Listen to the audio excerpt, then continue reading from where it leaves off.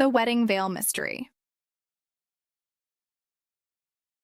Welcome to Cafe Tales. I'm your host, Ailey, and I'm so glad you're here tonight. Isn't it wonderful how these timeless mysteries bring us together from every corner of the world? I'd love to know, do you enjoy the adventures of this charming detective couple, Tommy and Tuppence? And where are you listening from? Share it in the comments. I read every single one. Don't forget to subscribe for new stories every day. Now let's step into the mystery.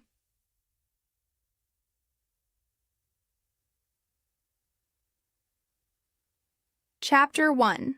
The Bridal Arrival. The morning sun cast long shadows across the grounds of Langley Manor, its golden rays dancing through the ancient oak trees that had stood sentinel over countless celebrations through the centuries. Tommy Beresford adjusted his waistcoat and glanced at his pocket watch, a habit that his wife found both endearing and mildly irritating after all their years together. "Really, Tommy?" said Tuppence, smoothing an imaginary wrinkle from her dove-gray dress. "You've checked that watch at least 6 times in the past quarter hour. The bride will arrive when she arrives, and not a moment sooner for all your timepiece consulting." Tommy grinned at his wife, that familiar spark of mischief dancing in his eyes. "Old habits, my dear. Besides, punctuality at weddings is rather important, wouldn't you say? Poor Edward looks as though he might bolt at any moment." Indeed, Edward Langley stood near the manor's grand entrance, resplendent in his morning coat, yet betraying his nervousness through the constant adjustment of his tie and the way his eyes darted toward the drive every few seconds. At 35, he cut a handsome figure, though his usually confident demeanor seemed somewhat diminished by the weight of the occasion. "Edward always was the anxious sort," observed Tuppence quietly. "Remember at university how he used to pace before examinations? Some things never change." The couple had known Edward since their Cambridge days, though they had lost touch for several years until a chance encounter at a London club had rekindled their friendship. When the invitation to his wedding had arrived, both Tommy and Tuppence had been delighted to accept, particularly as it promised to be quite the society affair. The sound of carriage wheels on gravel announced the bride's arrival, and a collective murmur of anticipation rippled through the assembled guests who had gathered on the manor's front steps. A vintage carriage, pulled by 2 magnificent gray horses, swept around the circular drive with theatrical precision. "How perfectly romantic," breathed a voice behind them. Tommy turned to see Miss Eleanora Dale, a quiet young woman with intelligent eyes who seemed to observe everything while saying very little. She stood slightly apart from the other guests, her simple blue dress elegant in its restraint. "Clara certainly knows how to make an entrance," remarked Margaret Langley, Edward's sister, as she joined their group.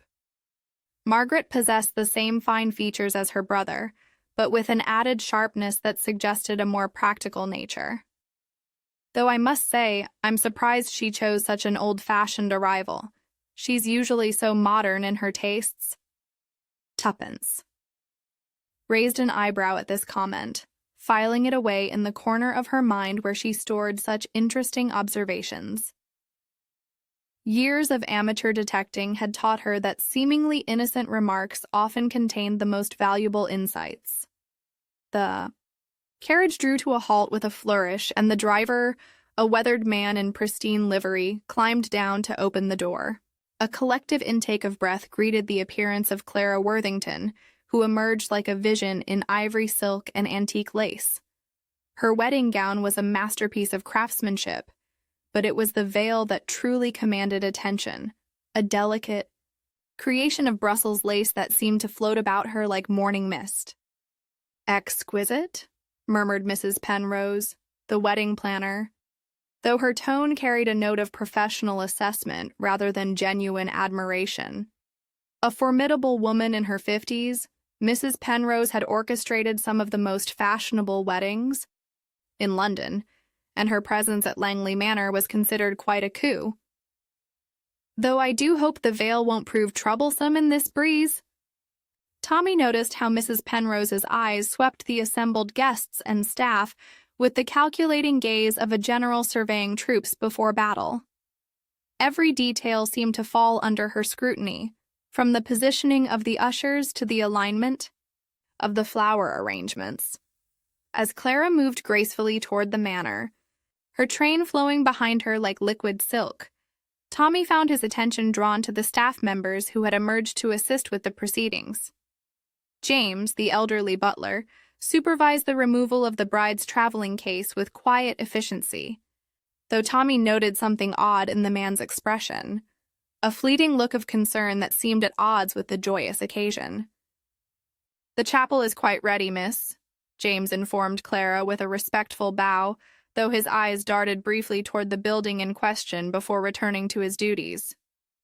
"Thank you, James," Clara replied, her voice melodious but carrying an undertone that Tommy couldn't quite identify. Nervousness, perhaps, though that would be natural enough for any bride on her wedding day.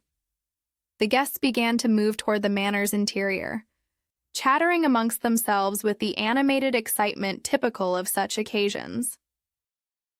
Tommy and Tuppence found themselves walking alongside Mr. Philip Carow, a distinguished gentleman in his 40s, whose charm seemed as carefully cultivated as his appearance. "Delightful morning for a wedding," Carow observed, though his eyes seemed to linger on Clara with an intensity that made Tommy slightly uncomfortable. "Miss Worthington looks absolutely radiant, doesn't she?" "Indeed she does," agreed Tuppence, pleasantly, though she exchanged a meaningful glance with Tommy. Years of partnership had taught them to communicate volumes with the slightest look. As they entered the manor's grand hall, Tommy caught sight of Aunt Winifred bustling about with the self-important air of someone determined to involve herself in every aspect of the proceedings, a plump woman with an unfortunate tendency toward vivid colors. She seemed to have appointed herself as the unofficial overseer of the guest arrangements. "The seating in the chapel simply won't do," she announced to anyone within hearing distance. "I've taken the liberty of suggesting some improvements to that lovely Mrs. Penrose." Mrs. Penrose's expression suggested that Aunt Winifred's suggestions had been received with something less than enthusiasm, though her professional demeanor remained intact. The morning continued with the pleasant chaos, typical of wedding preparations, though Tommy found himself increasingly aware of subtle undercurrents of tension. Staff members moved with efficiency, yet there seemed to be an unusual degree of whispered consultation among them. Guests chatted and laughed, but certain glances and pauses in conversation suggested that not everyone was entirely comfortable. "Something's not quite right," Tuppence murmured as they made their way toward the chapel for a preliminary viewing. "Can't put my finger on it, but there's an atmosphere." Tommy nodded thoughtfully. "I noticed James seemed rather concerned about something. And did you see how quickly Mrs. Penrose changed the subject when Aunt Winifred mentioned the chapel arrangements? And Mr. Carow's interest in the bride seems rather intense for a mere family friend." They paused at the chapel entrance, admiring the beautiful floral arrangements and the way the morning light streamed through the stained glass windows. Yet even in this lovely setting, Tommy felt that persistent sense of unease, as though the very air held secrets waiting to be discovered. As they turned to rejoin the other guests, Tommy caught a glimpse of movement near the altar, someone adjusting something among the flowers, though the figure disappeared too quickly for identification. "Curious," he murmured to Tuppence, who had also noticed the brief presence. "Indeed," she replied. "Though perhaps we're simply seeing mysteries where none exist." Tommy smiled at his wife's practical observation, though he couldn't shake the feeling that this wedding might prove to be rather more eventful than anyone anticipated. Chapter 2. Guests and Whispers. The drawing room of Langley Manor had been transformed into an elegant reception area where guests gathered before the ceremony, creating the sort of animated tableau that Tuppence always found fascinating to observe. Crystal glasses caught the light from the tall windows, and the gentle murmur of conversation filled the air with anticipation. Rather like watching a stage play, isn't it? Tommy remarked quietly, accepting a glass of champagne from a passing footman. Everyone performing their assigned roles?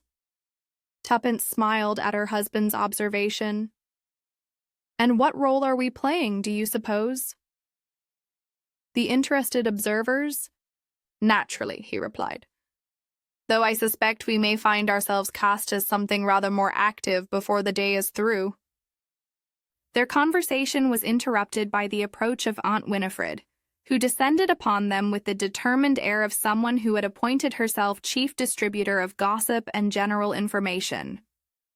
Such a lovely couple, you two, she declared, though her eyes were already scanning the room for her next target.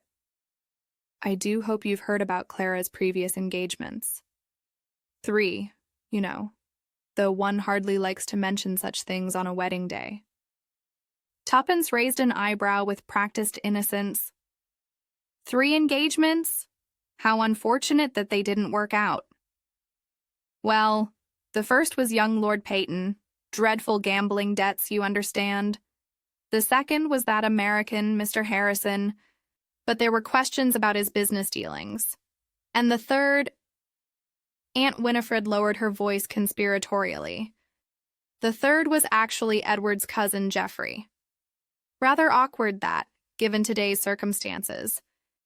Tommy found this information distinctly interesting. Geoffrey Langley? I don't believe we've met him. Oh, he's here somewhere, Aunt Winifred said airily, waving her gloved hand toward the far end of the room. Tall, dark fellow, with a rather brooding expression.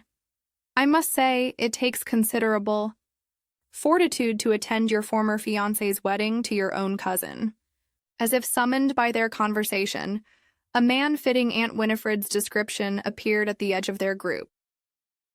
Geoffrey Langley possessed the same aristocratic features as Edward, though where Edward's face showed pleasant openness, Geoffrey bore the marks of someone who had experienced disappointment.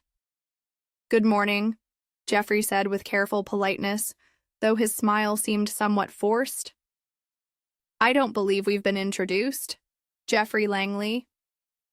After the appropriate introductions, Tommy ventured carefully into conversation. Splendid day for a wedding. You must be delighted for your cousin. Indeed, Geoffrey replied, though his tone suggested anything but delight. Edward has always been fortunate in his choices. The comment hung in the air with uncomfortable weight, and Tuppence quickly changed the subject. The manor is beautiful. Have you lived here long? I grew up here, actually. Edward inherited when our uncle passed, but I spent many childhood summers exploring these grounds. Clara always loved the old chapel. She said it reminded her of a fairy tale. Before anyone could respond to this revealing comment, Mrs. Penrose materialized beside them with the efficiency of a well-oiled machine. Mr. Geoffrey, if you could take your place with the other ushers, please, the processional will be beginning shortly. Her tone brooked no argument, though she managed to make it sound like a pleasant request. As Geoffrey moved away, Tuppence caught Tommy's eye meaningfully. The undercurrents in this gathering were becoming more apparent with each conversation. Their attention was drawn to Mr. Philip Carow, who seemed to be holding court near the fireplace with several other guests.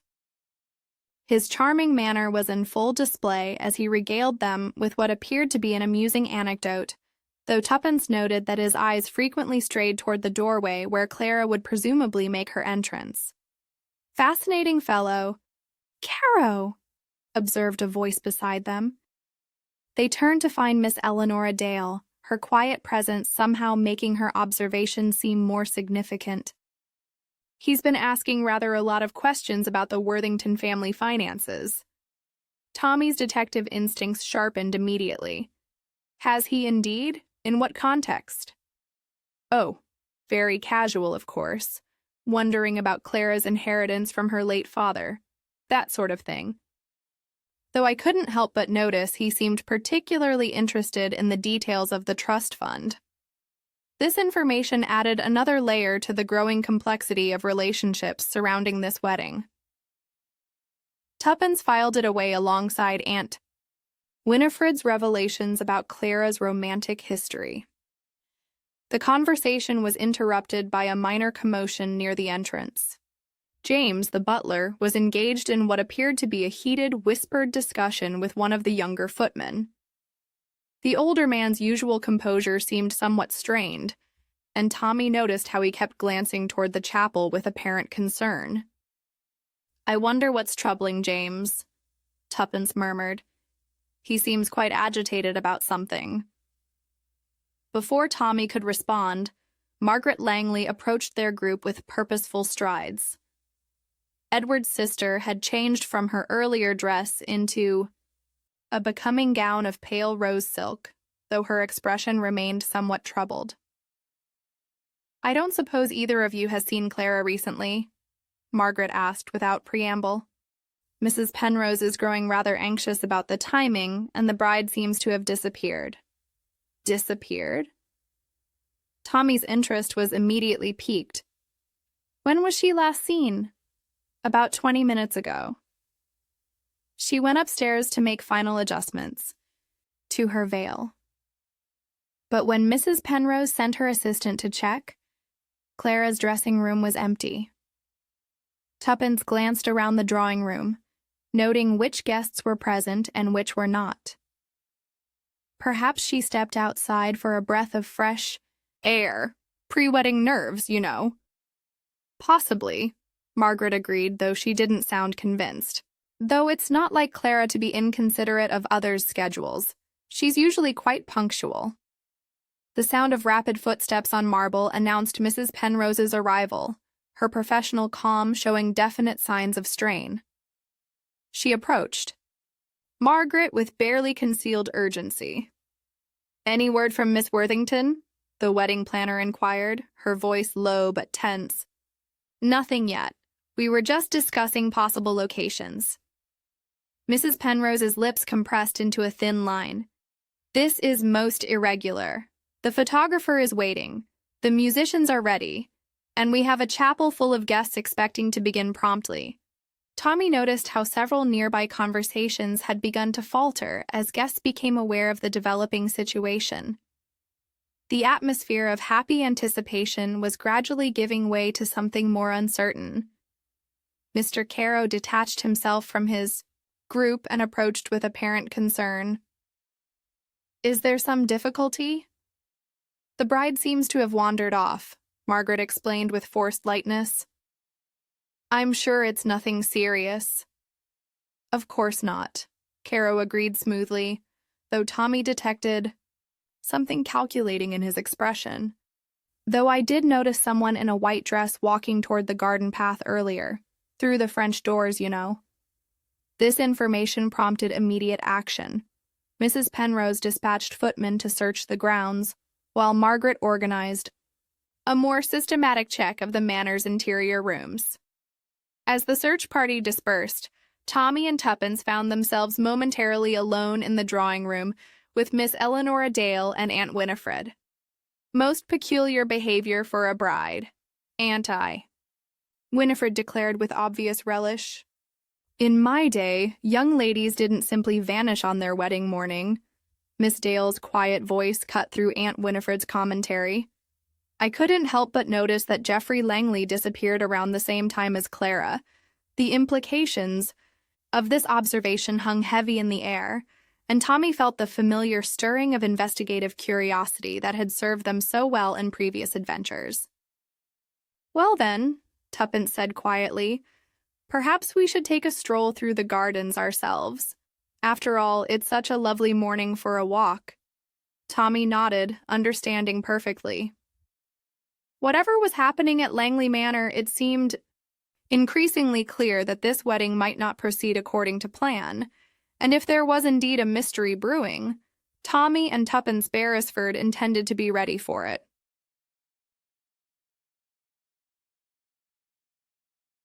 Chapter 3. A Note in the Chapel. The search for Clara had taken on an increasingly urgent quality as Tommy and Tuppence made their way through the manor's corridors toward the bride's dressing room.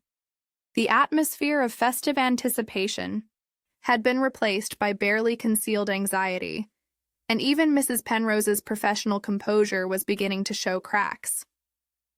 "I do hope we find her quickly," Tuppence murmured as they climbed the grand staircase. "Poor Edward looks positively green. Around the gills." "Understandable, really," Tommy replied. "Having one's bride disappear on the wedding day would be rather unsettling for anyone." They encountered Margaret Langley in the upper hallway, her face creased with worry as she emerged from what was clearly Clara's dressing room. "Any luck?" Tommy inquired. Margaret shook her head. "Nothing. Her traveling case is still here, and her street clothes are laid out as though she intended to change after the ceremony. But there's something rather odd."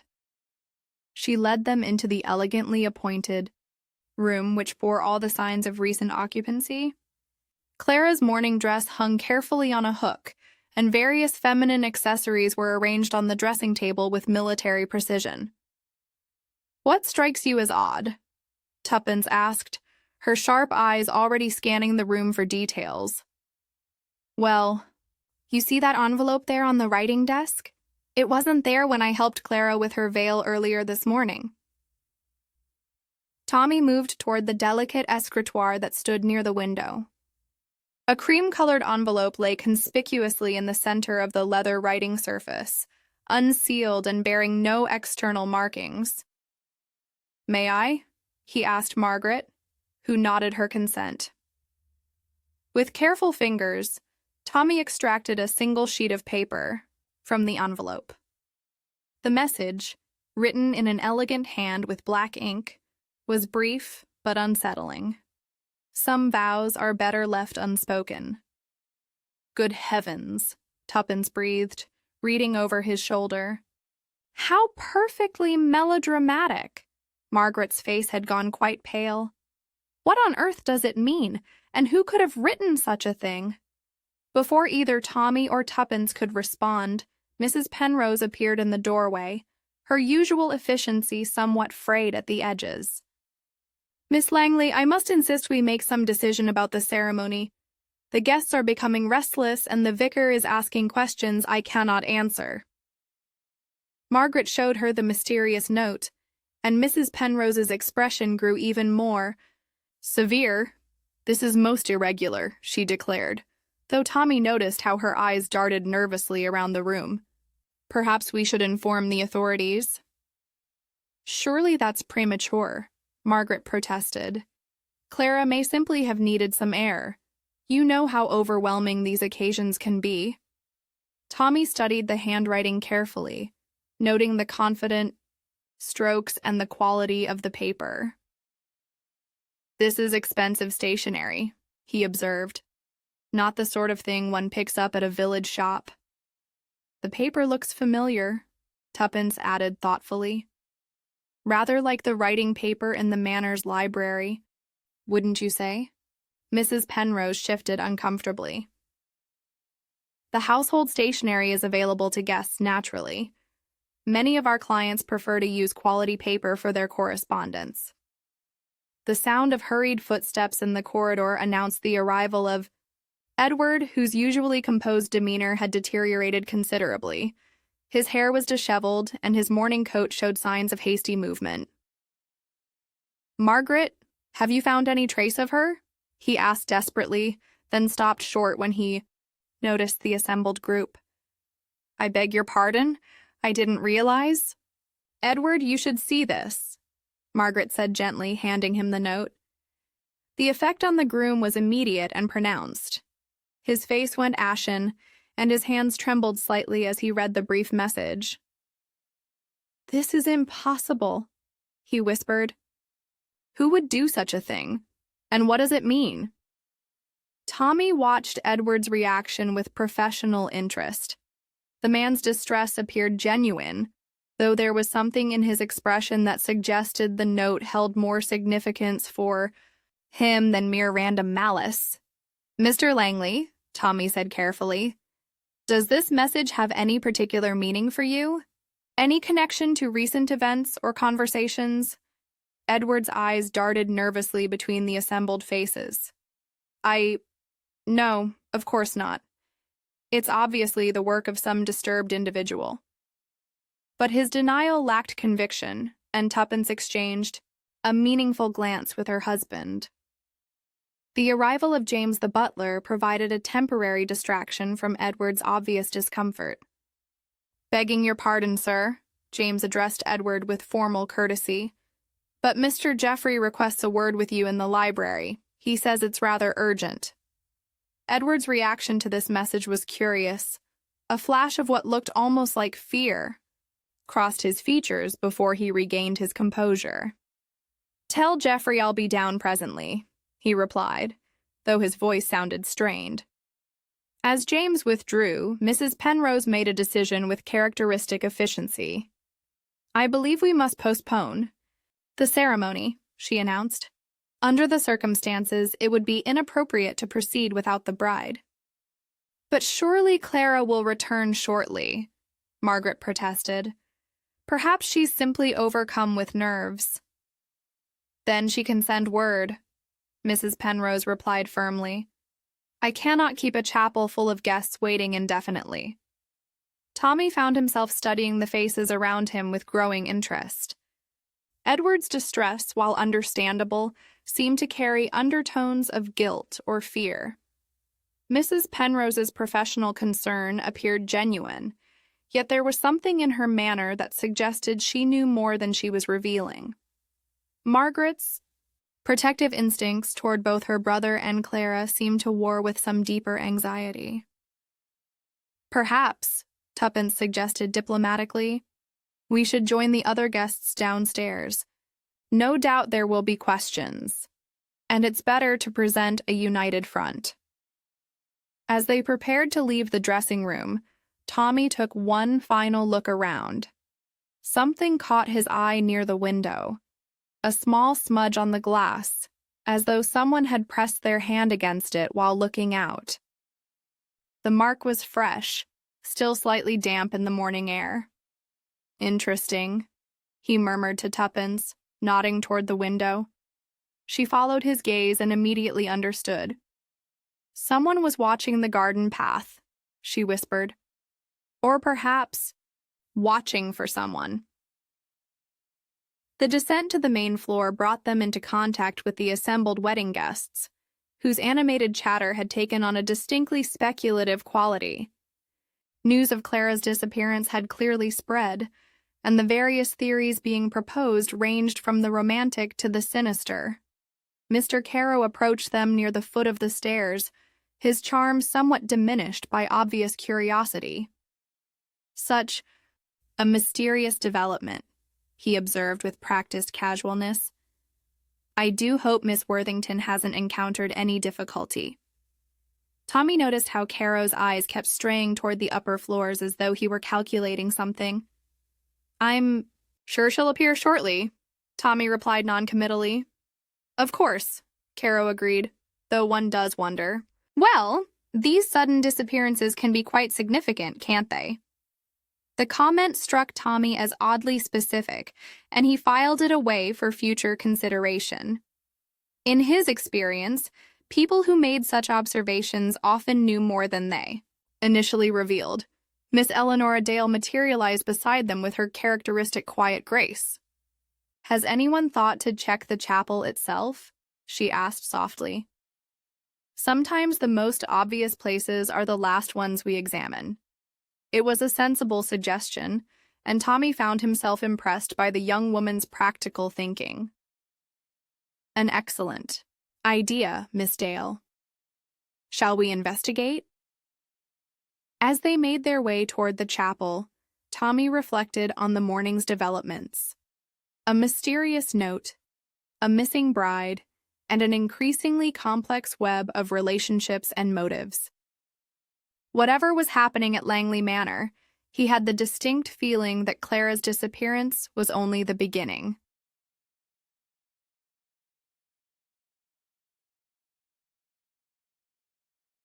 Chapter 4. Rehearsal Tension.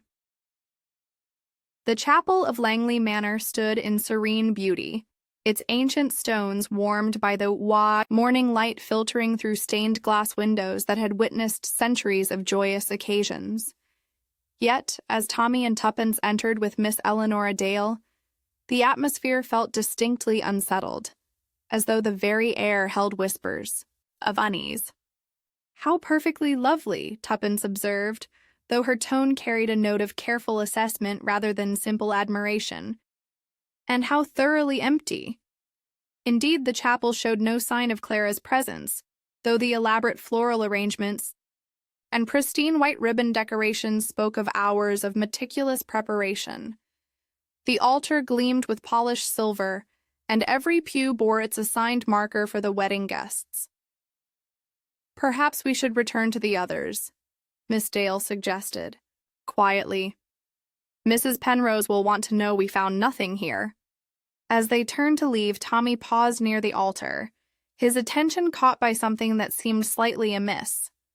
The arrangement of white roses and baby's breath appeared perfect at first glance, but on closer inspection, he noticed that one of the smaller arrangements had been displaced slightly from its intended position. "Curious," he murmured, drawing Tuppence's attention to the detail. "What is it?" she asked, moving to examine the flowers more closely.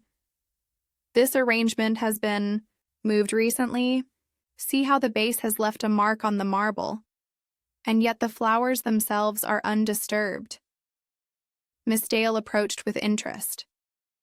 "Someone was here then. But why move only one arrangement?" Before anyone could speculate further, the chapel door opened to admit Mrs. Penrose. Her professional demeanor showed increasing signs of strain. Behind her came Edward, his face drawn with worry, and Margaret, who appeared to be providing moral support for her obviously distressed brother. "Any sign of Clara?" Margaret asked hopefully, though the empty chapel provided its own answer. "Nothing," Tuppence replied. "Though someone has been here recently." Mrs. Penrose's sharp eyes immediately fixed on the displaced flower arrangement. "That's not how I left it," she stated with absolute certainty. "Every detail was perfect when I completed the preparations this morning." Edward moved toward the altar with hesitant steps, his gaze sweeping the sacred space as though searching for some clue to his vanished bride's whereabouts. "Clara loved this chapel," he said softly. "She said it reminded her of the fairy tale she read as a child." The comment echoed Geoffrey's earlier observation, and Tommy filed it away as potentially significant. It seemed that Clara's romantic attachment to the chapel was well known among the family. "Mr. Langley?" Tommy ventured, carefully. "Did Clara give any indication this morning that she might be having second thoughts? Any unusual behavior or comments?" Edward's reaction was immediate and somewhat defensive. "Certainly not. Clara was perfectly happy, perfectly eager for the ceremony to begin. This disappearance is completely out of character." Yet even as he spoke, Tommy noticed how Edward's eyes avoided direct contact, and his hands betrayed a slight tremor that suggested his confidence was not as complete as his words implied. The arrival of Geoffrey Langley interrupted any further questioning. Edward's cousin entered the chapel with purposeful strides, his expression grim and determined. "Edward, I must speak with you immediately," Geoffrey announced without preamble. "Privately?" The tension between the cousins was immediately apparent to everyone present. Edward's face hardened, and Mrs. Penrose stepped forward with obvious discomfort. "Gentlemen, perhaps this discussion could wait until after we've resolved the current crisis," she suggested diplomatically. "This cannot wait," Geoffrey replied firmly, his dark eyes fixed on Edward with unmistakable intensity. "It concerns Clara, directly." Edward's face went pale, and Tommy noticed how his hands clenched into fists at his sides. "Very well," Edward said tightly. "But not here." As the cousins moved toward the chapel door, clearly intending to continue their conversation, elsewhere a commotion arose from the direction of the manor. Raised voices and the sound of hurried footsteps suggested some new development in the morning's drama. James appeared in the doorway, his usual composed demeanor visibly shaken. "Begging your pardon," he addressed the assembled group, "but there's been an incident in the drawing room." "What sort of incident?" Mrs. Penrose demanded with sharp authority. "One of the footmen was arranging the champagne service when he dropped an entire tray of glasses. Most unfortunate timing, I'm afraid. The crystal has shattered across the marble floor, and one of the side tables has been scratched quite badly. While this news was certainly unwelcome, Tommy found James's obvious distress somewhat disproportionate to the described accident. The butler's hands shook slightly, and his eyes darted nervously between the various faces in the chapel. "Accidents happen," Margaret said kindly. "I'm sure it can be cleaned up quickly enough." "Of course, miss," James replied, though his expression remained troubled. "Though I'm afraid young William claims the tray simply slipped from his hands, without cause. Most peculiar, as he's been with us for 3 years without a single mishap." Tuppence exchanged a meaningful look with Tommy.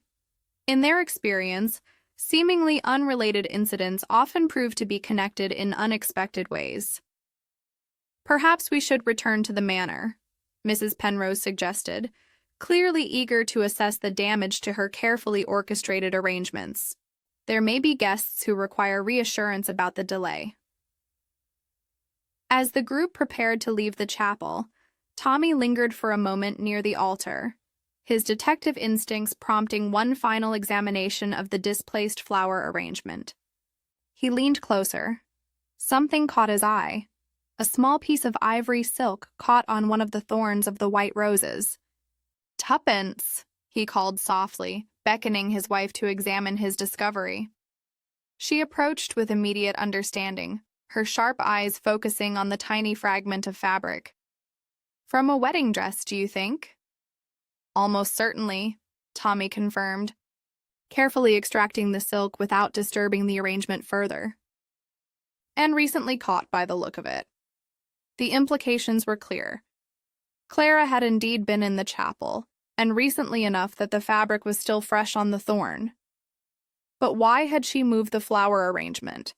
And where had she gone afterward? As they prepared to join the others who had already begun the walk back to the manor, Tommy noticed something else that struck him as significant. One of the chapel side doors, which led directly to the garden path, stood slightly ajar despite Mrs. Penrose's obvious attention to detail. "An exit route," Tuppence observed, following his gaze. "Or an entrance," Tommy replied thoughtfully. "The question is whether Clara left through that door of her own accord, or whether someone else used it to approach her." The sound of Edward's voice, raised in obvious agitation, drifted back from the direction of the manor. Whatever private conversation Geoffrey had insisted upon was clearly not proceeding smoothly. "I do believe," Tuppence said with the tone of someone who had reached an important conclusion, "that this wedding is becoming considerably more interesting than the usual social occasion." Tommy smiled grimly at his wife's observation.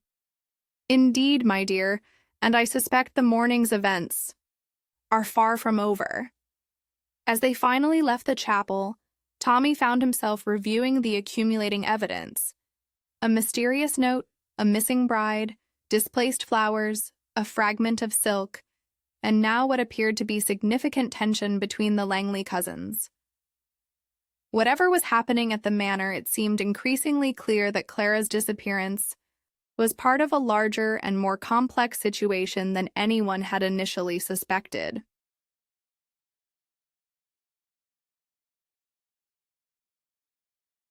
Chapter 5. A Faint Scream.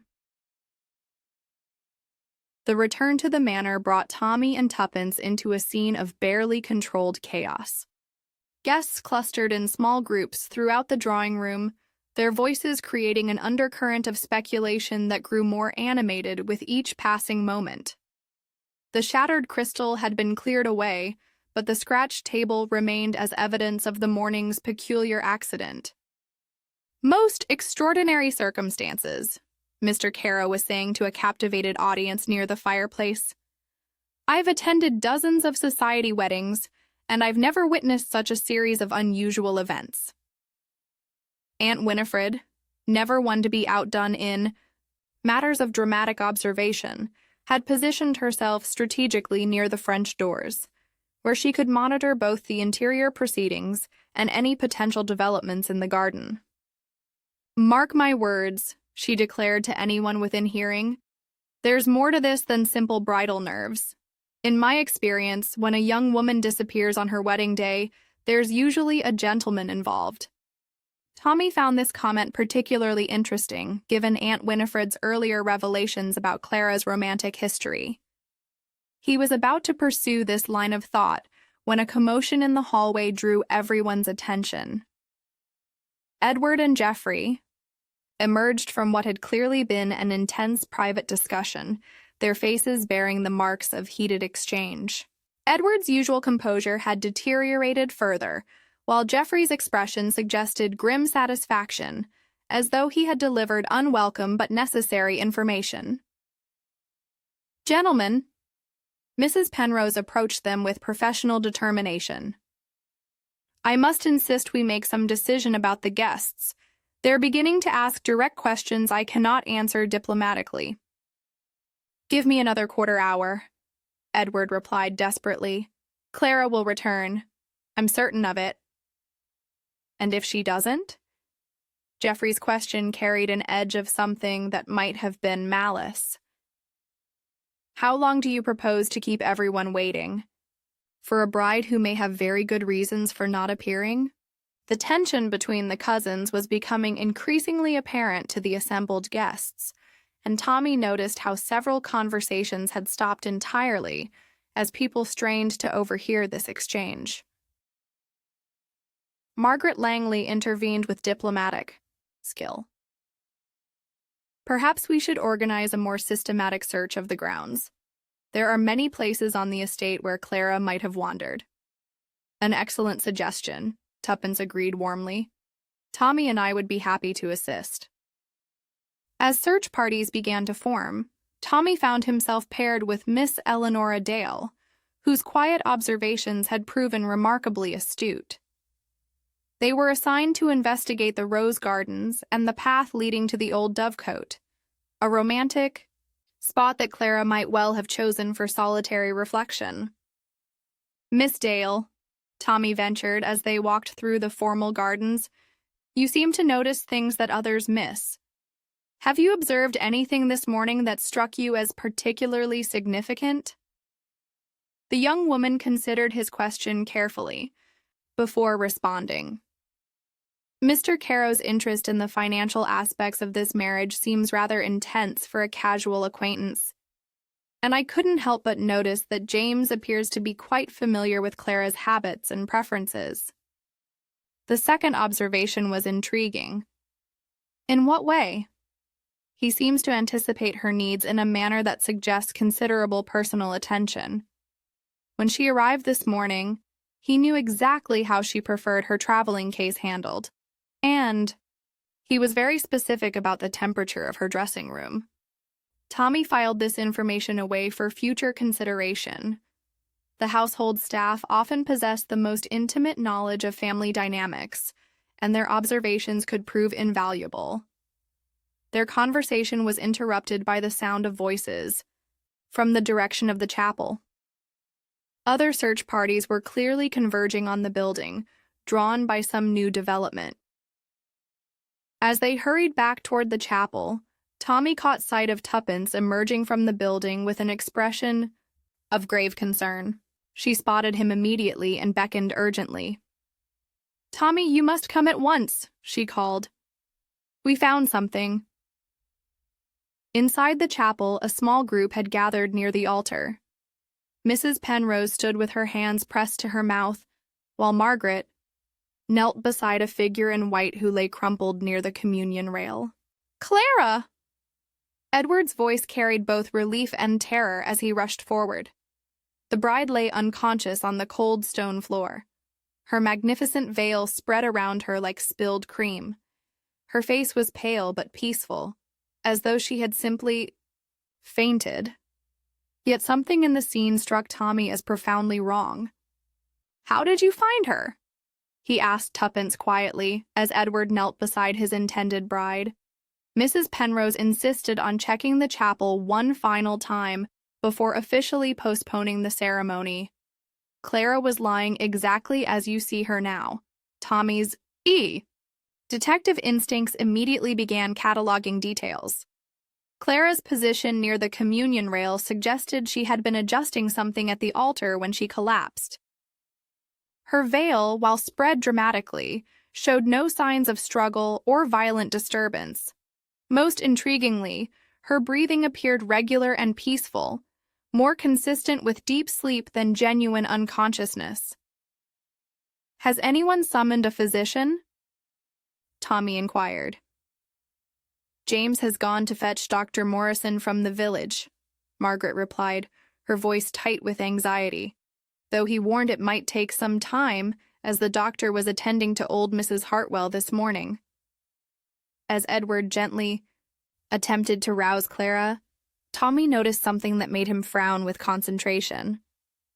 A faint, sweet odor hung in the air near the altar, barely perceptible, but definitely present. He had encountered that particular scent before, though he couldn't immediately place the context. "Tuppence," he murmured, drawing his wife aside. "Do you notice anything unusual about the atmosphere here?" She inhaled carefully, her expression growing thoughtful. "There's a slightly sweet smell, isn't there? Rather medicinal." "Precisely what I was thinking." Their whispered conference was interrupted by a soft moan from Clara, who seemed to be gradually returning to consciousness. Edward's face showed immediate relief, though Tommy noticed that Geoffrey's expression remained distinctly skeptical. "Clara, my darling, what happened?" Edward asked gently as her eyes fluttered open. Clara's response was confused and fragmented. The flowers... Someone was..." Her voice trailed off as she struggled to focus on Edward's concerned face. "Take your time," Margaret soothed. "You're safe now." "I came to check the arrangements," Clara continued slowly, her voice gaining strength. "The note, it worried me. I wanted to make sure everything was perfect for our ceremony." "What note?" Edward asked sharply, though Tommy suspected he knew exactly which note Clara meant. "The one left in my dressing room, about vows being better left unspoken." Clara's eyes showed confusion as she looked around at the assembled faces. "I thought if I could just see the chapel, make sure everything was as it should be."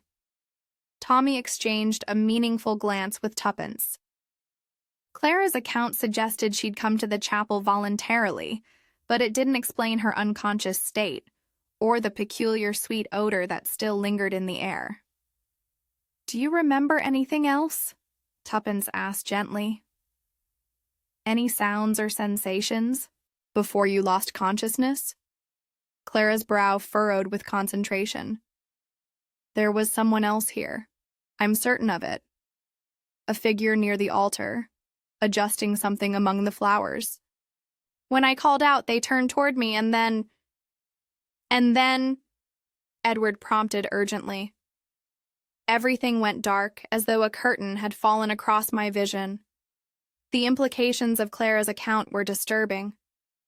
If her memory was accurate, someone had deliberately rendered her unconscious in the chapel. But who? And for what purpose? As Edward helped Clara to her feet, Tommy noticed that her veil had acquired a small tear near the hem, and one of her silk gloves was missing entirely. These details, combined with the mysterious sweet odor and Clara's fragmented memories, suggested that her collapse had been anything but accidental. "I think," Tommy said quietly to Tuppence, "that this wedding has just become a considerably more serious matter than anyone anticipated." Chapter 6. Behind the Veil. The atmosphere in the chapel had grown decidedly tense as Clara struggled to regain her composure, supported by Edward's protective arm. Yet Tommy found himself studying the scene with the analytical detachment that had served him well in previous investigations, noting details that others might overlook in their concern for the bride's welfare. "Perhaps we should move Clara to somewhere more comfortable," Margaret suggested practically. "The drawing room has been prepared for the reception, and she could rest on one of the settees." "An excellent idea," Mrs. Penrose agreed, though her professional mask couldn't entirely conceal her obvious distress at the morning's unprecedented developments. "Though I must say this is quite beyond my experience in wedding management." As the group prepared to escort Clara from the chapel, Tommy lingered near the altar, ostensibly to examine the floral arrangements more closely. His true purpose, however, was to investigate the source of that peculiar sweet odor that continued to trouble him. "Finding anything of interest?" Tuppence asked quietly, understanding immediately what her husband was doing. "The scent is strongest near this particular arrangement," Tommy murmured, indicating the same display of white roses that had been displaced earlier. "And look here." He directed her attention to a small brass candlestick that stood among the altar furnishings. The candle itself appeared to have been recently extinguished, and a thin residue of what looked like powder clung to the brass base. "Curious," Tuppence observed. "That candle wasn't lit when we examined the chapel earlier." "Precisely my thought. Someone lit it after our first visit and then extinguished it before Clara was discovered." Their investigation was interrupted by the arrival of Geoffrey Langley, who had apparently remained behind while the others escorted Clara to the manor. "Still playing detective, are we?" Geoffrey's tone carried a note of sardonic amusement. "I suppose old habits die hard." Tommy straightened, meeting Geoffrey's gaze directly. "One might say the same about other habits, Mr. Langley, such as the habit of appearing wherever trouble seems to congregate." Geoffrey's expression darkened, but before he could respond, Miss Eleanor Dale appeared in the chapel doorway. "Mr. Langley," she said with quiet authority, "Mrs. Penrose requires your assistance with the guests. There are questions being asked that need diplomatic answers." Geoffrey hesitated, clearly reluctant to leave Tommy and Tuppence alone in the chapel, but eventually departed with obvious ill grace. "Interesting timing, Miss Dale," Tuppence observed once Geoffrey had gone. "Were you listening to our conversation?" The young woman's cheeks colored slightly, but her voice remained steady. "I couldn't help but overhear. Geoffrey Langley strikes me as someone with considerable secrets, and not all of them pleasant." Tommy found her directness refreshing. "What makes you say that?" His reaction to Clara's collapse seemed less concerned than satisfied. Perhaps, as though events were proceeding according to some plan he understood. This observation aligned with Tommy's own impressions, and he filed it away for future consideration. Miss Dale's quiet presence and sharp observations were proving increasingly valuable. "There's something else," she continued hesitantly. "When I was searching the rose garden earlier. I found this caught on one of the thorns. She produced a small object from her reticule, a delicate silk glove, ivory in color, and clearly expensive in quality. "Clara's missing glove!" Tuppence exclaimed immediately. "That was my assumption," Eleonora agreed, though what it was doing in the rose garden is puzzling, since Clara was found in the chapel. Tommy examined the glove carefully, noting that it showed signs of recent wear and bore a small stain near the wrist that appeared to be the same substance he had observed on the candlestick. "Most enlightening," he murmured. "Miss Dale, might I ask where exactly in the rose garden you discovered this?" "Near the path that leads from the chapel's side door to the main garden, almost as though it had been dropped by someone walking hurriedly between the two locations." The implications were becoming clearer. Someone had moved between the chapel and the rose garden, possibly carrying or assisting Clara, and had lost the glove in the process. Their discussion was interrupted by the sound of approaching footsteps, and James appeared in the chapel entrance, his usually composed demeanor showing signs of strain. "Begging your pardon," he addressed the group formally, "but Dr. Morrison has arrived and is examining Miss Worthington in the drawing room. Mr. Edward requests that no one disturb the chapel until the doctor has completed his assessment." Tommy found this request intriguing. "Has Dr. Morrison indicated what might have caused Miss Worthington's collapse?" James hesitated before responding. "The doctor mentioned something about a possible reaction to strong perfume or medicinal vapors. Sir, he seemed particularly interested in any unusual odor in the vicinity." This information confirmed Tommy's suspicions about the sweet scent that lingered near the altar. Whatever had rendered Clara unconscious had likely been administered through inhalation, explaining both her peaceful appearance and her confused memories. "James?" Tuppence asked with deceptive casualness. "Have you noticed anyone entering or leaving the chapel this morning apart from the official search parties?" The butler's expression grew troubled. "That's rather difficult to say, madam. With all the preparations and the various guests wandering about, there's been considerable movement throughout the grounds. But surely you would have noticed anyone approaching the chapel itself." "Well, yes, ordinarily I would, though I must confess, during the incident with the broken crystal in the drawing room, my attention was rather focused elsewhere." Tommy and Tuppence exchanged meaningful glances. The timing of the crystal incident now seemed rather too convenient, providing an excellent distraction for anyone wishing to approach the chapel unobserved. "This incident with the champagne glasses," Tommy pursued. "You mentioned it was most unusual for the footman involved." "Indeed, sir. Young William has been with us for 3 years without a single mishap. He's normally quite reliable with the crystal and silver." "And what was his explanation for the accident?" James's discomfort was evident. "That's what troubles me, sir. William insists that someone bumped into him quite deliberately, causing him to lose his grip on the tray. But when I asked who, he couldn't provide a clear description." The pattern was becoming increasingly clear to Tommy. Someone had orchestrated a series of carefully timed distractions and incidents, culminating in Clara's mysterious collapse in the chapel. As they prepared to leave the chapel, Tommy took one final look around the sacred space.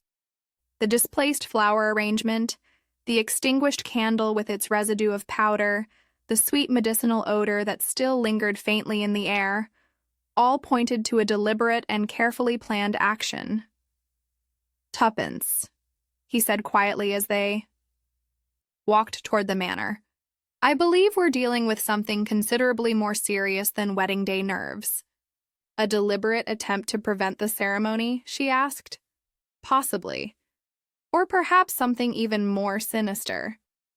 The question that troubles me most is whether Clara was simply meant to be rendered unconscious, or whether someone intended something more permanent. Miss Dale, who had been walking silently beside them, spoke up with quiet conviction. Whatever the intention, I believe Clara was very fortunate that the search party found her when it did. Tommy nodded grimly. The morning's events were painting a picture of deliberate malice, carefully concealed behind the facade of wedding preparations.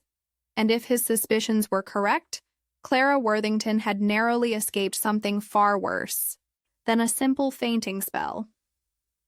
As they approached the manor, Tommy found himself wondering what other secrets lay hidden behind the elegant facade of Langley Manor, and whether the morning's drama was merely the opening act of a much more dangerous performance. Chapter 7. Hidden Motives. The Drawing. Room had been transformed into an impromptu infirmary, with Clara reclining on a blue damask settee as Dr. Morrison completed his examination. The elderly physician's weathered face bore the expression of someone who had encountered many puzzling cases during his long career, though this particular situation clearly troubled him. "Most unusual, Doctor," Morrison murmured to Edward, who hovered anxiously nearby. "The symptoms suggest exposure to chloral hydrate or a similar sedative, though administered in a rather sophisticated manner." Tommy's ears pricked up at this technical assessment. Chloral hydrate was not a substance one typically encountered at wedding celebrations, and its presence suggested both premeditation and considerable knowledge of pharmaceuticals. Could such a substance be easily obtained? Tuppence inquired with studied innocence. Dr. Morrison adjusted his spectacles thoughtfully. "Not without some difficulty, I should think. It requires either medical training or access to a well-stocked chemist's shop.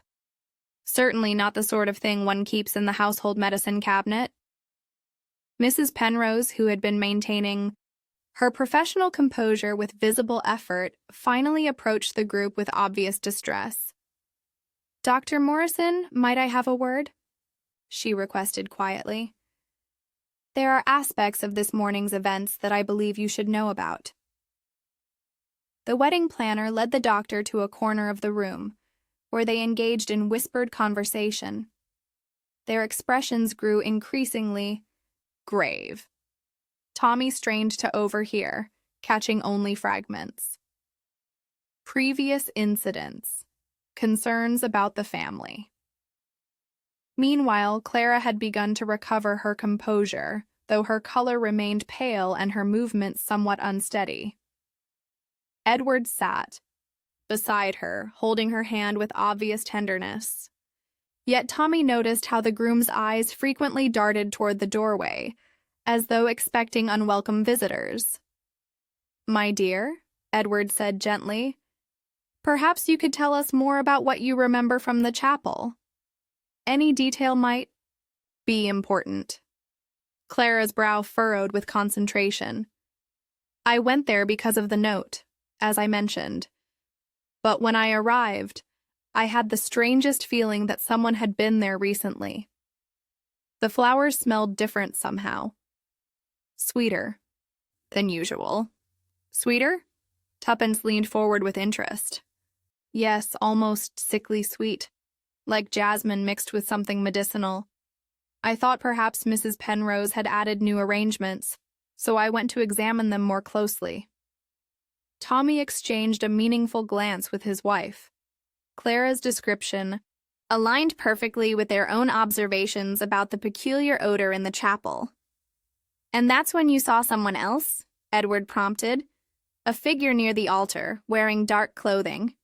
I called out, thinking it might be James or one of the staff making final preparations. But when the person turned toward me, Clara paused, her expression troubled. "Yes?" Edward encouraged. "This will sound peculiar, but I couldn't see their face clearly. It was as though they were wearing some sort of veil or covering. And then suddenly, the sweet smell became overwhelming, and everything went dark." The implications of Clara's account were distinctly unsettling. Someone had deliberately waited in the chapel, prepared with both a disguise and the means to render her unconscious. Their discussion was interrupted by the arrival of Geoffrey Langley, whose expression suggested barely controlled agitation. He approached Edward with obvious reluctance. "I must speak with you again," Geoffrey announced, though his tone lacked the urgency of their earlier confrontation. "There are matters we didn't fully resolve." Edward's face hardened. "Not now, Geoffrey. Clara needs rest and quiet." "This cannot wait," Geoffrey insisted, his voice dropping to a dangerous whisper. "What I told you earlier about Clara's financial situation, it's more serious than you realized." Clara's sharp intake of breath indicated she had heard, and her face went even paler. "What financial situation?" she asked with forced calm. Geoffrey's smile was cold and entirely without warmth. "Perhaps you should ask Edward about his investigation into your father's estate, my dear. I think you'll find the results rather illuminating." The tension in the room became palpable. All eyes turned to Edward, whose face flushed with embarrassment and anger. "Geoffrey, you gave me your word," Edward said tightly. "Circumstances have changed rather dramatically, haven't they?" Geoffrey replied. "Given this morning's events, I think Clara deserves to know the truth about her inheritance." Tommy found himself fascinated. Financial motives had provided the foundation for countless crimes in his experience. "What truth?" Clara demanded, her voice gaining strength as her anger overcame her physical weakness. Edward's shoulders sagged in defeat. "Your father's solicitor contacted me last week with concerns about the estate. There appear to be significant discrepancies in the accounting, and several valuable assets cannot be located." "You mean the money is gone?" Clara's voice was barely above a whisper.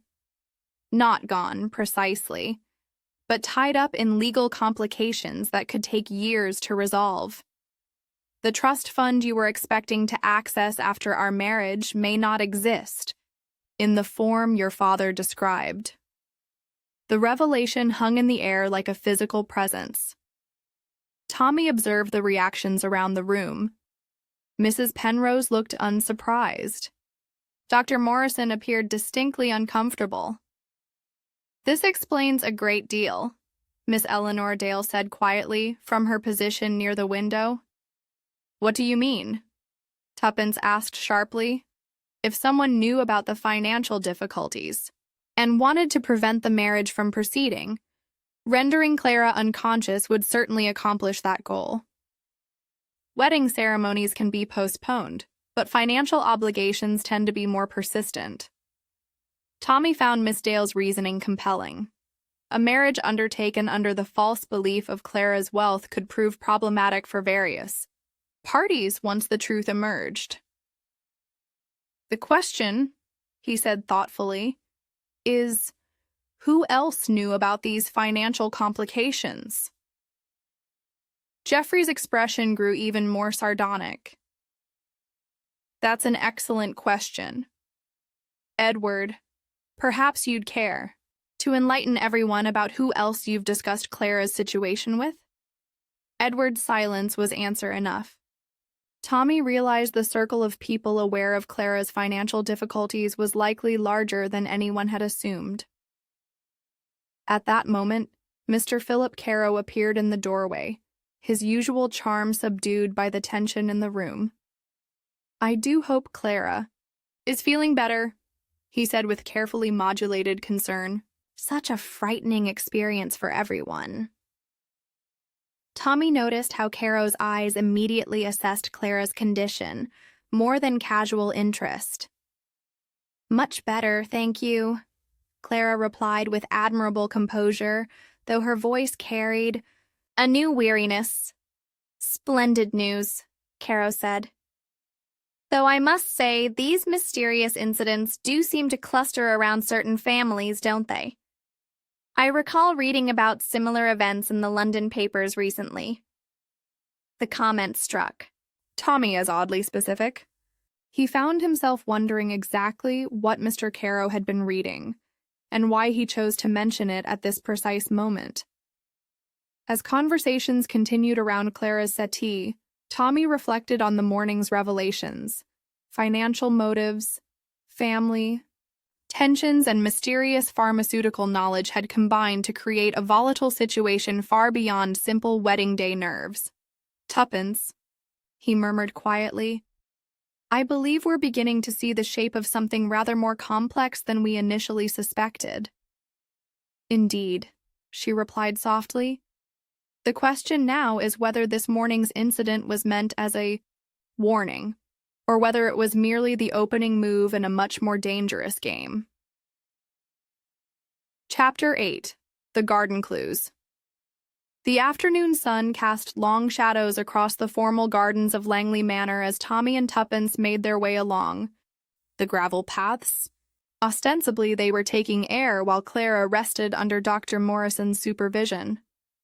In reality, they were conducting a systematic examination of the grounds, following the trail of clues that seemed to lead inexorably from the chapel toward the estate's more secluded areas.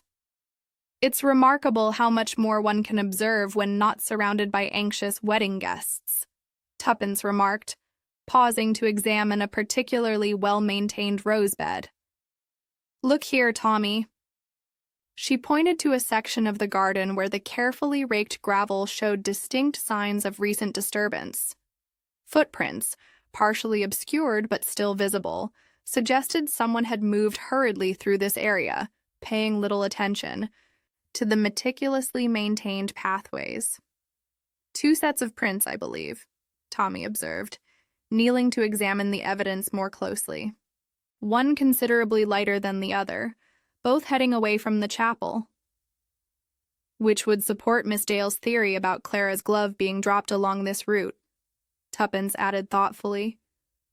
"Though it raises the question, did Clara walk this path herself, or was she assisted by someone else?"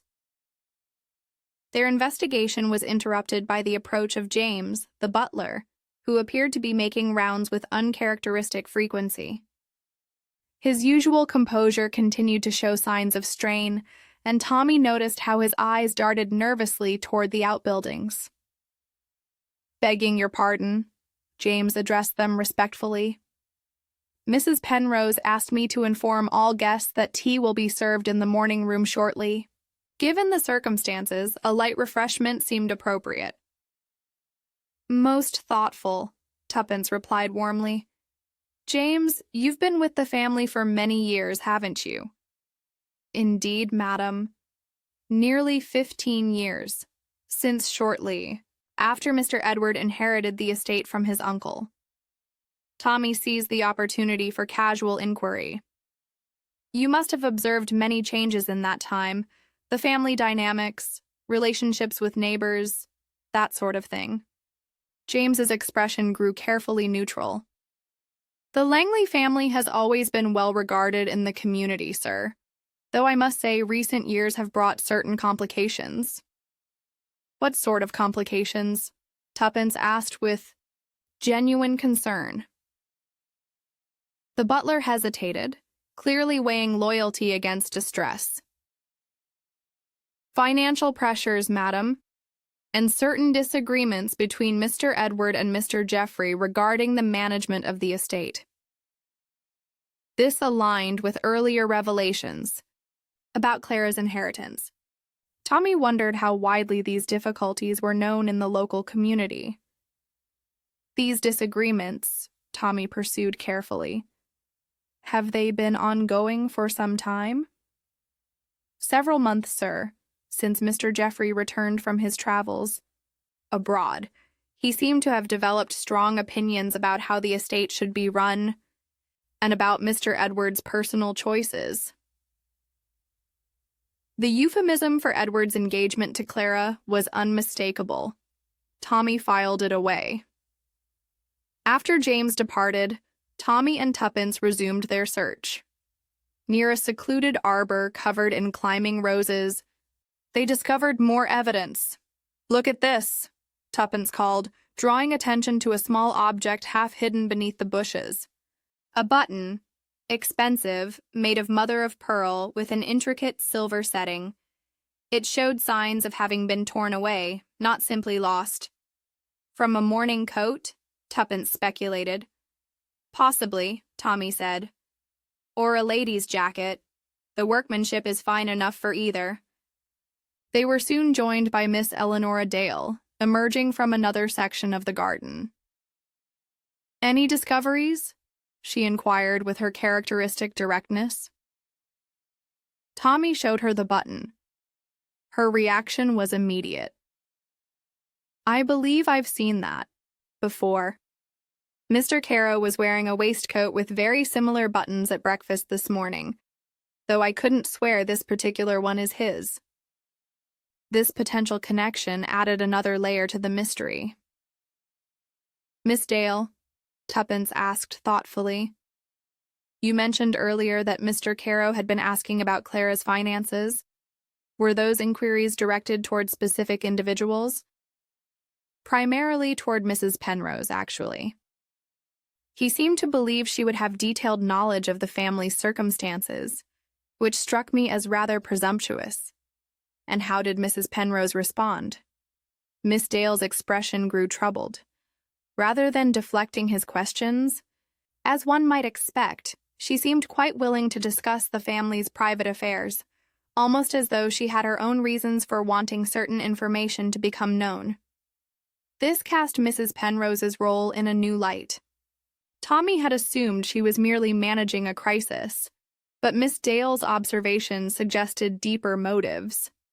Their conversation was interrupted by raised voices from the direction of the manor.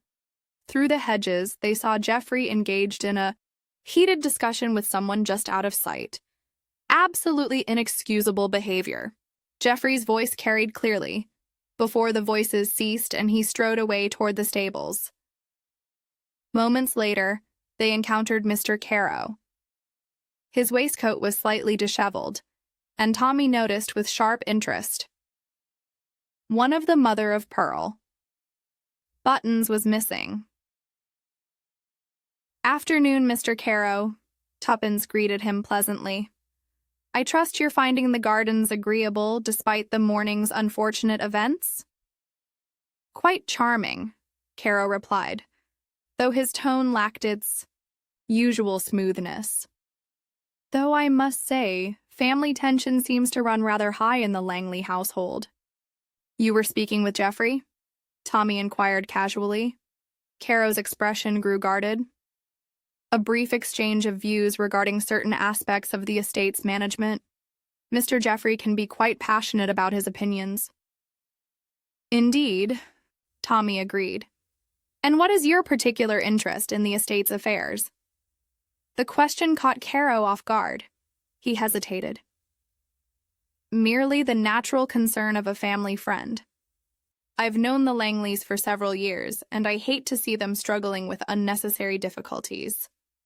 Tommy found this unsatisfactory, especially given the torn button and the intensity of the conversation they'd witnessed. As Caro excused himself, Miss Dale spoke quietly. "I believe Mr. Caro's interest extends well beyond friendship. There's something almost proprietary in his manner when he discusses their affairs." Tommy nodded thoughtfully. The accumulating evidence suggested multiple hidden agendas. "Tuppence," he said as they prepared to return for tea, "I'm beginning to suspect this morning's incident was merely the culmination of a much longer and more complex scheme, centered on Clara's inheritance. But I have the distinct feeling that financial gain may not be the only motive at work here."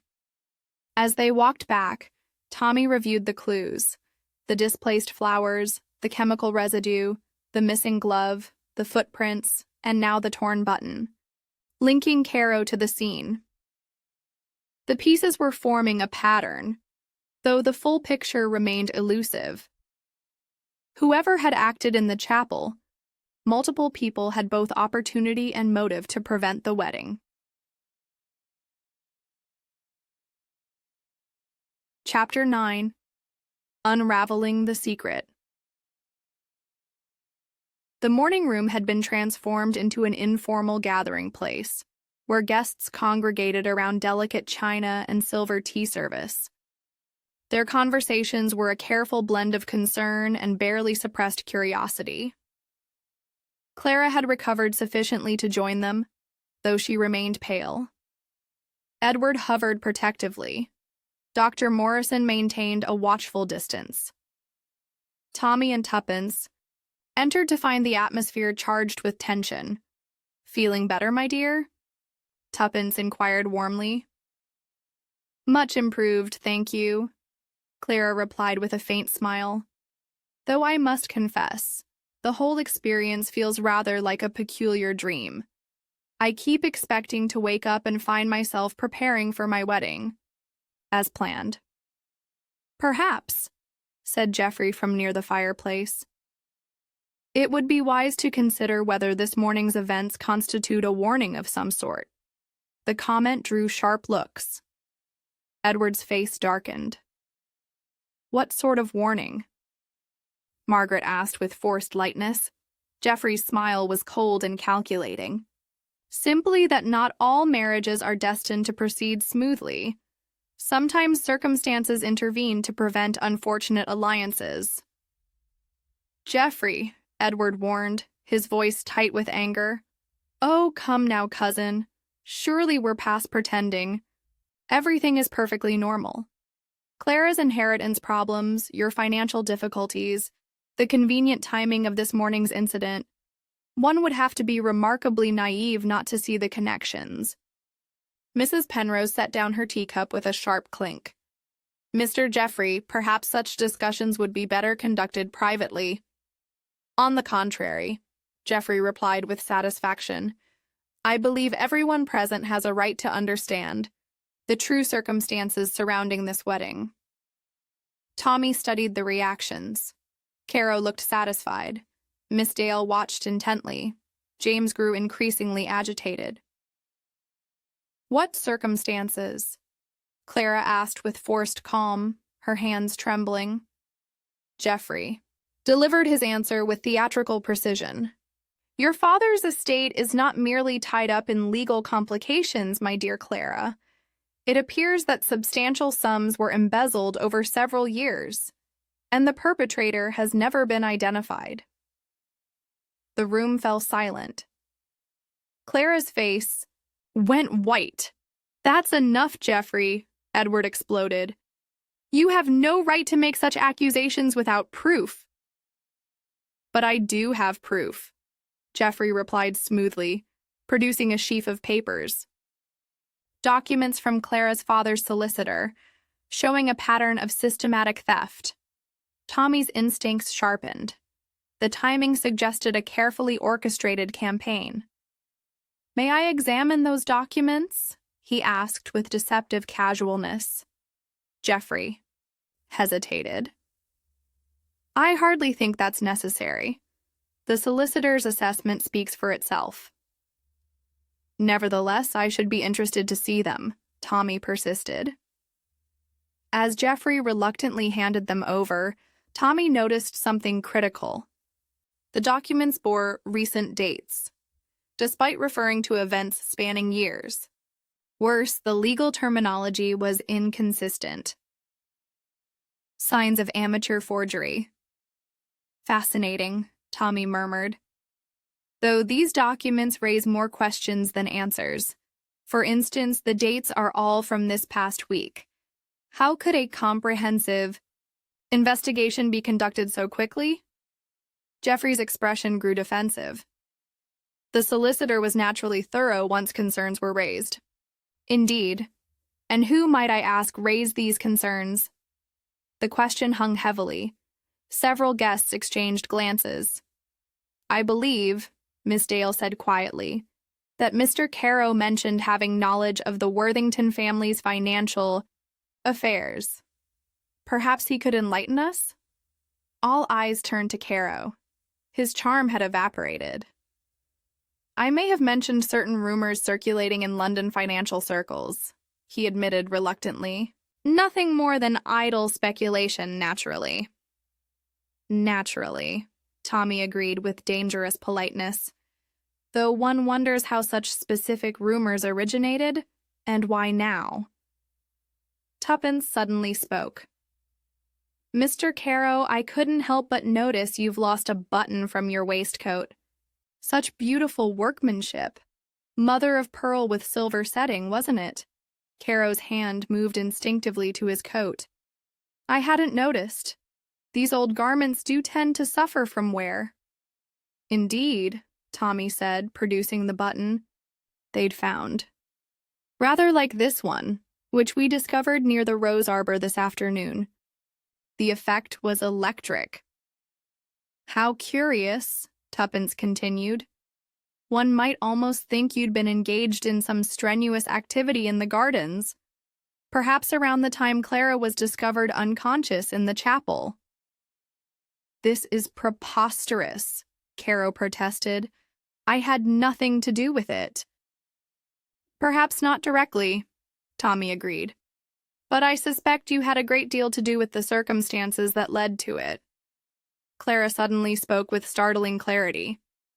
The figure I saw in the chapel, it was you, wasn't it, Mr. Caro?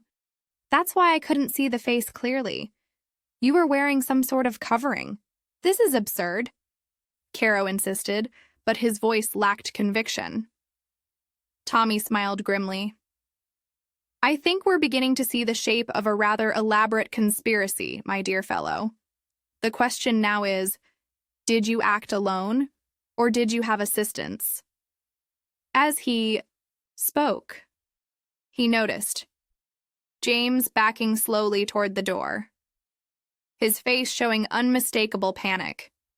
The final piece of the puzzle clicked into place. James, Tommy called quietly. I think you had better stay. We have rather a lot to discuss about the events in the chapel this morning, don't we? The butler's shoulders sagged in defeat. Tommy knew. They had finally begun to unravel the secret that had nearly cost Clara her life.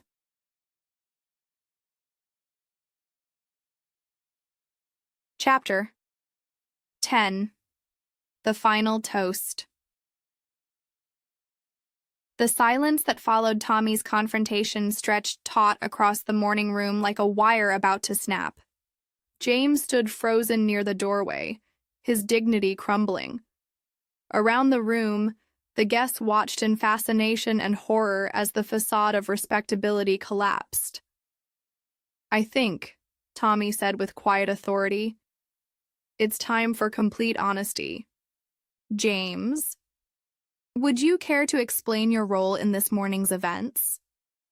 Or shall I reconstruct them for everyone present? James's shoulders sagged further. When he spoke, his voice carried the exhaustion of a man who had carried a terrible burden too long. I never intended for Miss Clara to be seriously harmed. It was only meant to delay the ceremony, to give Mr. Jeffrey time to present the evidence about her father's estate.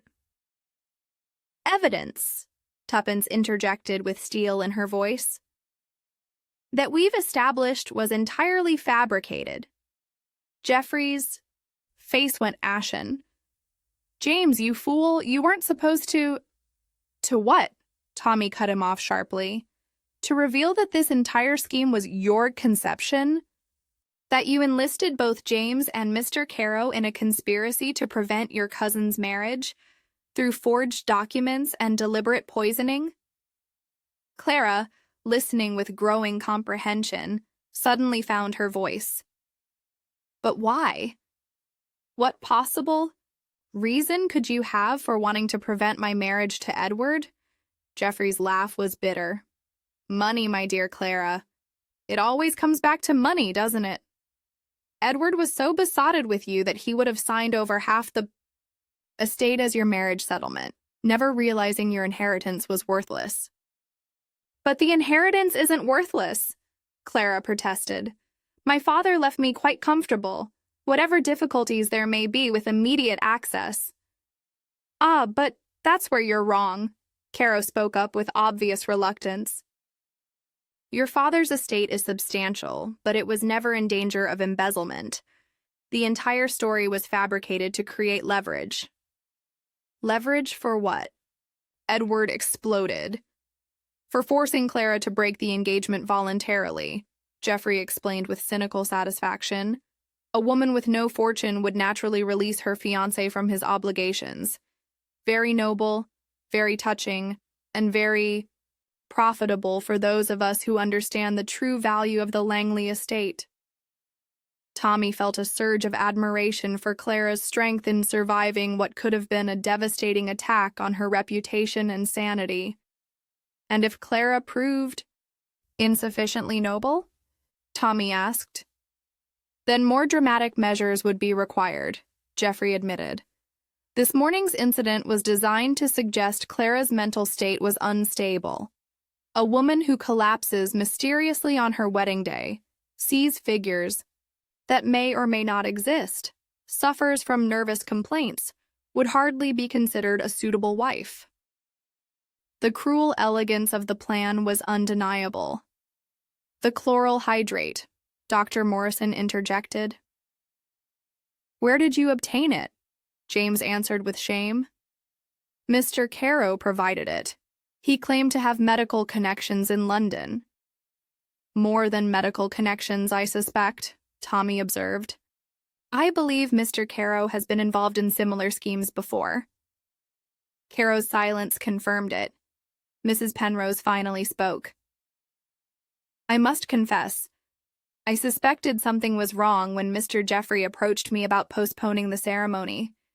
He seemed remarkably well informed about Clara's supposed financial difficulties. His concern struck me as selfish. I never imagined anyone would resort to poisoning. Margaret stared. You knew about this conspiracy? Not the full extent, Mrs. Penrose replied defensively. I was told there were concerns about the marriage proceeding under false pretenses. I never imagined poisoning. Tommy found her partial complicity unsurprising. Wedding planners depended on wealthy clients. The irony, Tuppence observed, is that none of this scheming was necessary. Clara and Edward are genuinely in love. Edward has never shown the slightest interest in Clara's fortune. Love? Geoffrey spat with contempt. A luxury men in our position can hardly afford. The estate requires investment. A marriage to a wealthy heiress was Edward's most practical solution. Was being the operative phrase? Edward said with quiet fury. Though I suspect my most practical solution now involves ensuring you never set foot on this estate again. Clara stood with determination. I believe this conversation has gone on quite long enough. Dr. Morrison, would you be so kind as to contact the local magistrate? I think Mr. Geoffrey, Mr. Carow, and James should have the opportunity to explain their actions to someone with proper legal authority. An excellent suggestion, Tommy agreed. Though I suspect they'll find the magistrate considerably less sympathetic than we've been. As Dr. Morrison departed to summon the authorities, Tommy reflected on the morning's events. What had begun as a wedding celebration had revealed a web of greed, deception, and cruelty that could have destroyed innocent lives. Well, Tuppence said with characteristic practicality, I suppose this means the wedding will need to be rescheduled. Clara and Edward exchanged glances. For the first time that day, Clara's smile was entirely genuine. Actually, she said with growing confidence, I think we've had quite enough drama for one day. Dr. Morrison, when you return from contacting the magistrate, would you be available to serve as witness to a very small, very private wedding ceremony? My dear Clara, Edward protested, after everything that's happened, Clara interrupted firmly. I'm more certain than ever that I want to marry you. Geoffrey's schemes have actually accomplished something rather wonderful. They've demonstrated that we care more about each other than about money, property, or social expectations. Tommy smiled at Clara's resilience and Edward's relief. "In that case," he said, raising his teacup in an impromptu toast, "I believe congratulations are in order." As the guests joined in the toast, Tommy caught Tuppence's eye and smiled. Their latest adventure had reached a satisfying conclusion. Justice served, love triumphant over greed and deception. The mystery of the wedding veil had been solved. But the memory of Clara's courage and devotion would linger long after the last of the criminals had been led away.